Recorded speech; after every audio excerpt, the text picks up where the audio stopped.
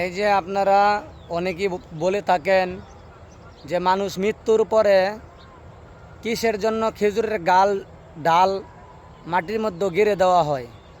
শোনেন, আপনাদেরকে একটা কথা বলি।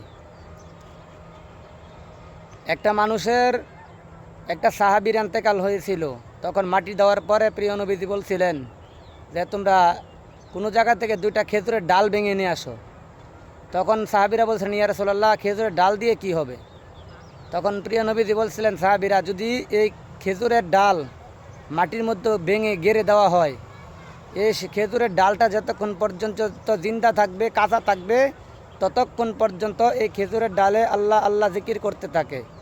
যতক্ষণ পর্যন্ত এই ডালটা জীবিত থাকবে এবং আল্লাহ আল্লাহ জিকির করবে, ততক্ষণ সময় পর্যন্ত একজন মুর্দারের কবরের আযাব আমার আল্লাহ পাক মাফ করে দেয় এবং হালকা করে দেয়।